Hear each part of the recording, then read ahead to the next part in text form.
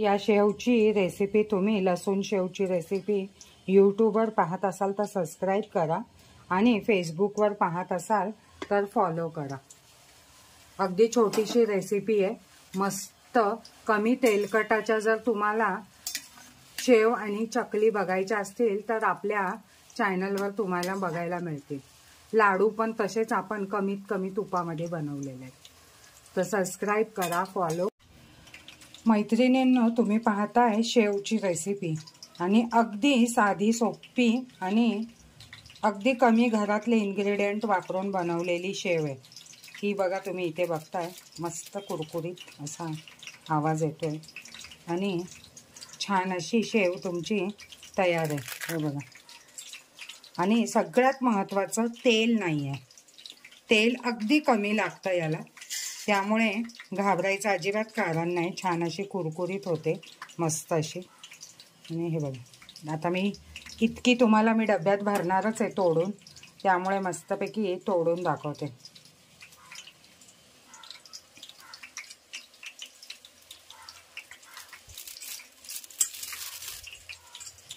अशा प्रकारची शेव बनवण्यासाठी पुढची रेसिपी पहा। अगदी साधी सोपी पद्धत आहे आणि सगळे घरातलेच पदार्थ घेतलेले आहेत आणि सगळ्यात महत्त्वाचं घरी बनवलेलं बेसन वापरलेलं आहे। तर आता आपण नैवेद्य दाखवल्याशिवाय कुठलीही गोष्ट टेस्ट करून पाहत नाही। तुम्ही पुढची रेसिपी बघा, मी नैवेद्य दाखवते। छान अशी शेव तुमची तयार आहे, हे बघा। आणि मी इथे शेवटचा घाणा घातलेला आहे आणि तो आता होतो। तर पूर्णपणे व्यवस्थित अशी मस्त कमी तेलाची। सगळ्यात विशेष बघा, तेल किती कमी लागलंय ते। आधी तुम्ही पाहिलंच असेल किती तेल होतं ते। आता मी तुम्हाला दाखवते की तेलकटपणा कसा कमी आहे या शेवेला। नमस्कार मैत्रिणींनो, इथे आपण शेव बनवण्यासाठी म्हणजे लसूण शेव बनवण्यासाठी, साधी शेव नाही। जर तुम्हाला साधी बनवायची असेल तर त्यातले पुढचे इन्ग्रेडियंट तुम्ही म्हणजे फक्त लसूण आणि ओवा अवॉइड करा। इथे 2 वाट्या पीठ घेतो आपण आणि हे पीठ घरी दळलेलं आहे। अगदी नॉर्मल जे असतं ना, डाळ दळलेली आहे, भाजलेली वगैरे नाहीये किंवा याच्यात कुठल्याही प्रकारचा तांदूळ वगैरे नाहीये। तर काहीच जास्त इन्ग्रेडियंट लागत नाही, अगदी साधी सोपी पद्धत आहे। अगदी बाहेर हॉटेलला किंवा बाजारात मिळते ना, जिथे रविवार बाजार बुधवार बाजार लागतात तिथे मिळते तशी शेव बनते। तर या 2 वाटीप्रमाणे मी इथे छान पीठ घेतलेलं आहे। आता याला मोहन घालून घेऊया। तेल छान कडकडीत गरम करून घ्यायचंय, वाफ येईल इतकंच गरम करायचंय। खूप असं जळायला नाही पाहिजे तेल, त्यामुळे छान असं बेसनला मोहन बसेल आणि शेव कुरकुरीत होईल। आणि तुम्हाला जर वाटीच्या छोट्या वाटीच्या प्रमाणात पाहिजे असेल तर ह्या 6 वाट्या म्हणजे ह्या 2 मोठ्या वाट्या झालेल्या आहेत, तर ह्या 6 वाट्यांच्या प्रमाणात तुम्ही घ्या। तेल छान गरम झालेलं आहे आणि तुम्हाला सांगते टेबलस्पून इतके 6 ते 7 टेबलस्पून तेल इथे आपण घेणार आहे। आणि तेल बघा छान असं गरम झालेलं आहे। 3 टाकलेत आपण, 4 5 6, तर 6 ते 7 चमचे। तर आता 1 चमचा मी इथे घेऊन यामध्ये हिंग घालणार आहे। तर अशा प्रमाणात आपण घ्यायचं आहे। हिंग गरम करूनच घालायचं आहे, त्याने शेवची चव छान होते। हे बघा, इथे आपण छान असं गरम तेल घेतलेलं आहे। हे तेल आपण ठेवून देऊया आणि हिंग घेऊ याच्यात। तर तुमच्या आवडीनुसार हिंग घाला, मी इथे 1 टेबलस्पून घालणार आहे। त्यामुळे हिंग शिजलेला असेल आणि हिंगाचा कच्चेपणाचा वास येणार नाही। तर गरम तेलामध्ये असं छान हिंग घालायचं, किंवा तुम्हाला जर जमत असेल तर हिंग घालून टाकून त्याच्यावर तेल टाकायचं कडकडीत।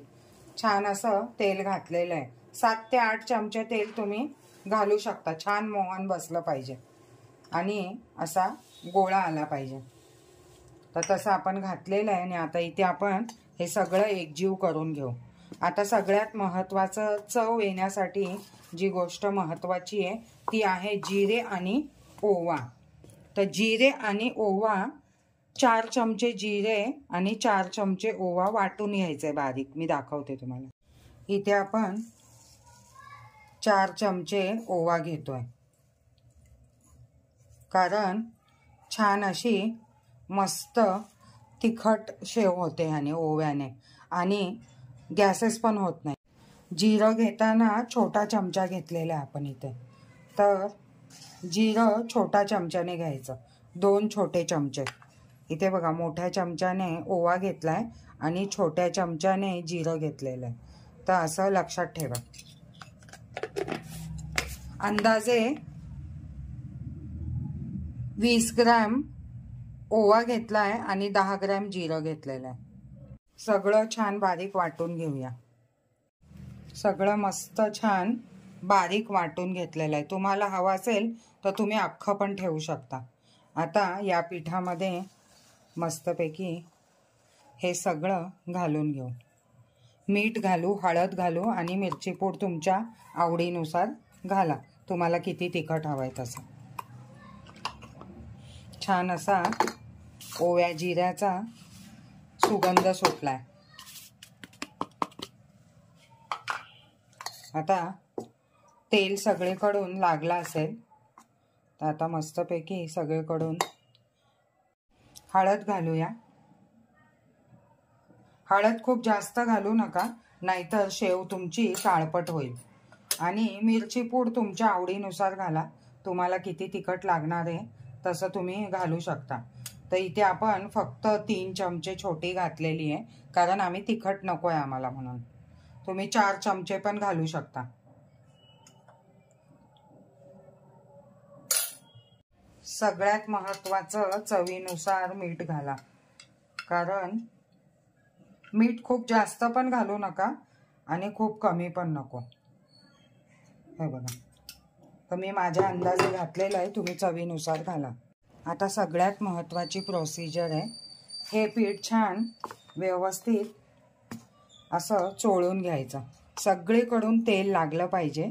आणि पाणी टाकून लसूण टाकून मळायच्या आधी छान असं बघा इथून आधी छान सगळ्या बेसनला तुमच्या सगळा मसाला आणि मीठ तेल सगळीकडून लागलं पाहिजे. अशा प्रकारे चोळून घ्या.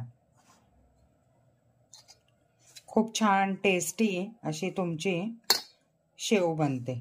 सगळीकडून चोळून घेतलं की छान असा बघा मुटकुळा तयार होतो, असा झाला पाहिजे, तेव्हा शेव तुमची छान कुरकुरीत होईल. हे बघा असा मुटकुळा यायला लागलेला आहे. आता आपण लसूण बारीक करून घेऊ. या रेसिपीमध्ये सगळ्यात लक्षात ठेवण्याची गोष्ट हीच आहे की आपल्याला लसूण सोलून नाही घ्यायचा. तुम्हाला लसूण फक्त असे वरचे साल काढून घ्यायचे. आणि आपल्याकडे फ्रेश घरचा लसूण आहे, त्यामुळे आपण फक्त साल काढून असं जी पातळ साल आहे त्यासहित मिक्सरला वाटून घ्यायचं आपल्याला.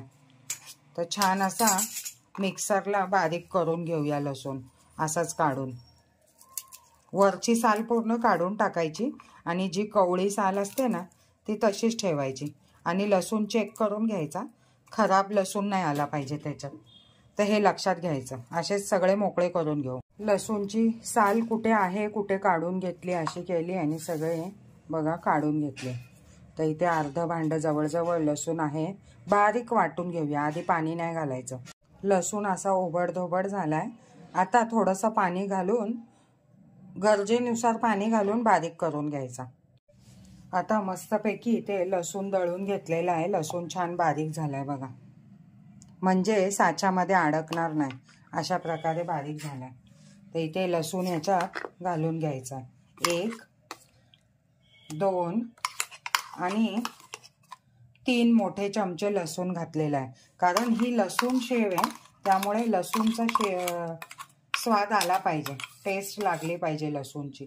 आता इथे भांडं धुवून घ्यायचं आहे आणि छान असं मस्तपैकी तेवढं जेवढं गरज आहे ना तसं पाणी घालायचं आहे. तर इथे आधी आपण भांडं व्यवस्थित पुसून पूर्ण लसूण घालून घेणार आहे आणि मग थोडं थोडं पाणी जसं गरज असेल तसं घालून पीठ मळून घेऊया. आता इथे लसूण व्यवस्थित एकजीव करून घेऊ. आता हाताने व्यवस्थित पीठ चोळून भांडं धुवून पाणी घालून जितकं हवंय तितकं पाणी घालून मस्तपैकी पीठ मळून घेऊया. खूप घट्ट नाही आणि खूप पातळ नाही असं पीठ मळायचं आहे. तर इथे छान असा लसूण आधी चोळून घेऊया. आता मस्तपैकी पाणी घालायचं आहे जितकं गरजे इतकंच आणि हातावर पाणी घेऊन छान असं पीठ मळत मळत घ्यायचं आहे. तर पूर्ण गोळा व्यवस्थित मळून घेऊ. जसं गरज लागेल तसं पाणी घ्या. मी भांडं धुतलेलंच पाणी आधी घेतलं आहे आणि छान असं पीठ मळून घेऊया. खूप सैल पण नाही करायचं आणि खूप घट्ट पण नाही करायचं. मीडियम असं पाहिजे. शेव इझिली पडली पाहिजे, कारण ही शेव आहे ना मोहन घातल्यामुळे तेलात जाऊन छान अशी फुलून येते. आता छान पीठ मळून घेऊया. छान बघा पीठ आहे ना हळूहळू हळूहळू पीठ पाणी घालून मळून घेते मी. खूप घाई करत नाही आहे.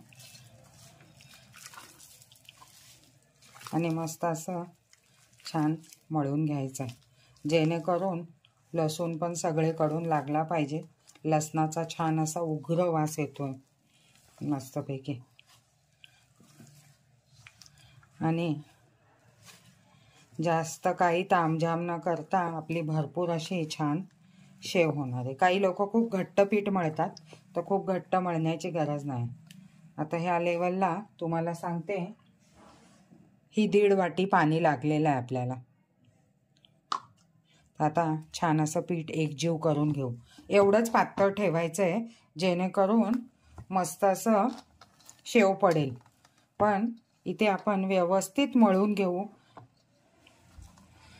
अजिबात गाठ राहिली नाही पाहिजे. छान असं मळून मळून घेऊया. नंतर सोऱ्यामध्ये चमच्याने भरलं तरी चालतं. खूप घट्ट मळलं ना तर शेव कुरकुरीत होत नाही, हे लक्षात घ्या. तर इथे आपलं पीठ बघा अशा प्रकारे तयार आहे. आणि हे घरचं पीठ असल्यामुळे असं होतं. तर मस्तपैकी पीठ तयार आहे. आता ह्याला 15 मिनटं रेस्ट देऊया. अशा लेवलचं पाहिजे हे बघा. खूप पातळ पण नको आणि खूप घट्ट पण नको. बाजारात मिळणाऱ्या शेवसारखं बघा हे पीठ तयार झालेलं आहे मस्तपैकी. आणि ह्याला आता 15 मिनटं रेस्ट द्यायची आहे. झाकून ठेवायचं आहे आणि त्यानंतर अशा प्रकारे झालं पाहिजे. आता आपण हे तेव्हा चमच्यानेच भरणार आहे सोऱ्यामध्ये आणि पटपट शेव पाडून घेणार आहे. तर झाकून ठेवायचं आहे जेणेकरून ते कडक नाही झालं पाहिजे. थोडासा पाण्याचा हात मारून ठेवलात तरी चालेल. थोडंसं पाणी घ्यायचं आणि पाणी शिंपडून ह्याच्यावर ठेवायचं, झाकून ठेवायचं. मस्तपैकी 15 मिनिटात फुलून येईल. मग शेव पाडूया. पीठ बघा छान असं मिक्स झालेलं आहे आणि 15 मिनिटं आपण ठेवलं होतं जेणेकरून पाणी छान असं मुरतं आणि फुलून येतं. तर इथे आपल्याला भरपूर अशा चकत्या या सोऱ्यामध्ये भेटतात. तर मोठ्या शेवसाठी पण आहेत आणि पापडी पण बनवू शकतो आपण ह्याची. मी ट्राय करणार आहे एक बनवून. आणि अगदी छोटी पण आहे, 0 नंबरची पण आहे. पण आपण इतकी बारीक शेव करणार नाही आहे. आपण आपली रेग्युलरची मीडियम ही किंवा ही अशी 2 पैकी एक चकती घेणार आहे. ही घेणं जास्त ठीक आहे, पण ही पण बारीकच होईल. तर बघू आता आपल्याला कुठली घ्यायची. कुठलीही घेतली तरी चालेल. ही खूप बारीक होईल, ही त्या मानाने बरी राहील शेव. तर ही घेऊया. आणि मस्तपैकी आता तेल लावून घेऊ. जाड जी खरखरीत साईड असते ना ती वर ठेवायची. ही बघा ही साईड वर ठेवायची आणि सोऱ्या सेट करून घ्यायचा. पितळी सोऱ्या आहे आपला. मस्तपैकी घट्ट लावून घ्यायचा. आतून तेल घालायचं. आतून तेल लावून घ्यायचं आणि मग पीठ भरायचं. सोऱ्याला तेल लावून पीठ भरलं ना तर छान असं स्वच्छ करताना तुम्हाला सोपं जातं.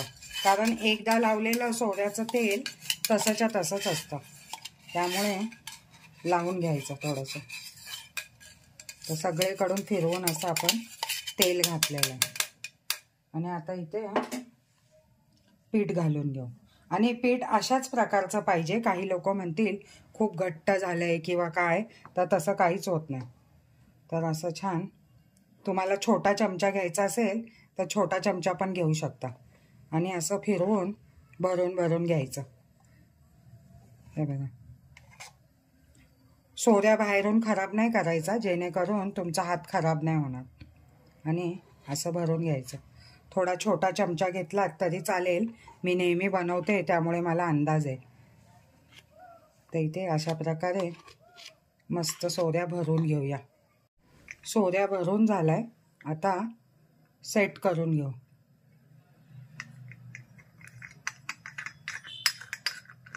आणि लावून घेऊया. ओला कपडा पाहिजे तर जवळ घ्या, जेणेकरून तुमचे हात खराब झाले ना तर तुम्ही त्याला हात पुसू शकता. आणि इकडे शेव यायला सुरुवात झाली आहे. हे लावणं फार महत्त्वाचं आहे, कारण ही खटकी तुटू शकते.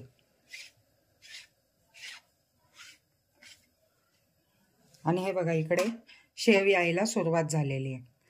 आता तेल छान गरम व्हायला लागलेलं आहे. असा हात करून बघा आधी तेल गरम आहे का. आपण इथे थोडंसं पाडून बघूया. हे बघा, थोडंसं पाडून बघायचं. तेल छान तापलेलं आहे. आता बघूया.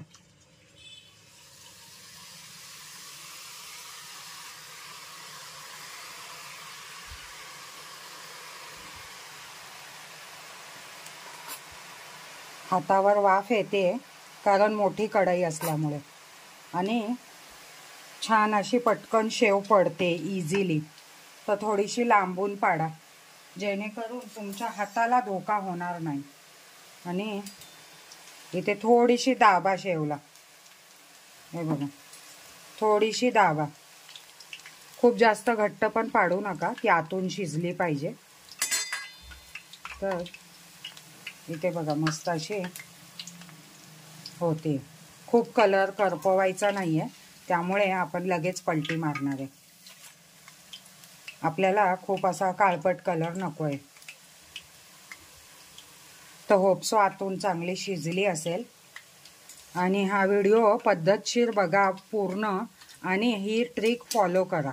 आता आपण अशाच प्रकारे छान अशी सगळी शेव तळून घेऊया. आणि मग तुम्हाला दाखवते कशी कुरकुरीत झाली आहे ती. शेव तळताना लक्षात ठेवायची टीप ही आहे, गॅस खूप फास्ट करायचा नाही. कारण जर तुम्ही गॅस खूप फास्ट कराल ना तर शेव लगेच काळपट पडेल. आणि इथे आपली जी तळून झालेली शेव आहे ना ती बघा कशी मस्त कुरकुरीत झाली आहे. तर मीडियम गॅसवर छान अशी कलर चांगला असच तोपर्यंत दोन्ही साईड करून घ्यायच्यात. खूप घाई गडबड करायची नाही. आणि अशी शेव आपली मस्त निघते. जेव्हा पण तुम्ही शेव टाकाल तेव्हा ती मध्ये मध्ये अशी दाबत चला, जेणेकरून वरून पण छान असं तेल लागेल आणि तुमची शेव सगळीकडून शिजेल.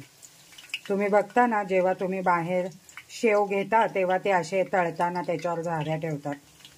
तर अशी दाबत चला तिला जरा हलक्या हाताने. आणि एक साईड झाल्याशिवाय तिला पलटी मारू नका, घाई गडबडीचं काम नाही आहे.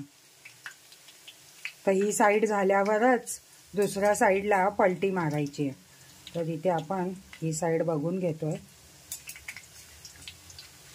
आणि विदिन 1.5 मिनिटात एक साईड होऊन जाते. आता आपली कढई मोठी असल्यामुळे आपली शेव पण मोठी मोठी पडते, म्हणजे भरपूर पडते, मोठा चक्र होतोय. तर अशा प्रकारे आता आपण सगळी तळून घेतोय. आणि इथे आपली अशी शेव तयार व्हायला लागलेली आहे. छान अशी मस्त क्रिस्पी दिसते आणि चवीला पण होपसो चांगली झाली असेल.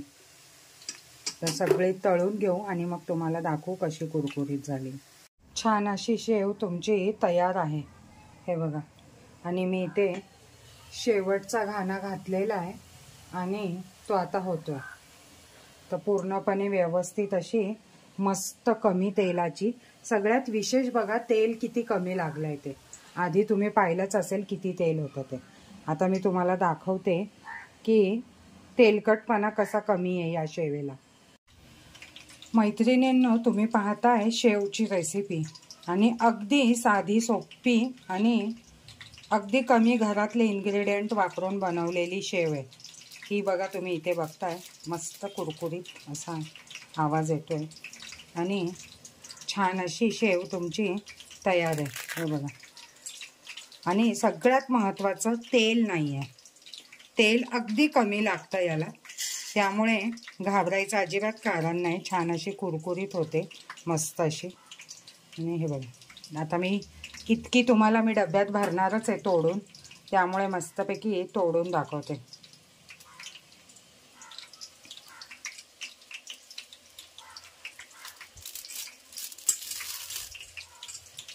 अशा प्रकारची शेव बनवण्यासाठी पुढची रेसिपी पहा. अगदी साधी सोपी पद्धत आहे आणि सगळे घरातलेच पदार्थ घेतलेले आहेत आणि सगळ्यात महत्त्वाचं घरी बनवलेलं बेसन वापरलेलं आहे. तर आता आपण नैवेद्य दाखवल्याशिवाय कुठलीही गोष्ट टेस्ट करून पाहत नाही. तुम्ही पुढची रेसिपी बघा, मी नैवेद्य दाखवते.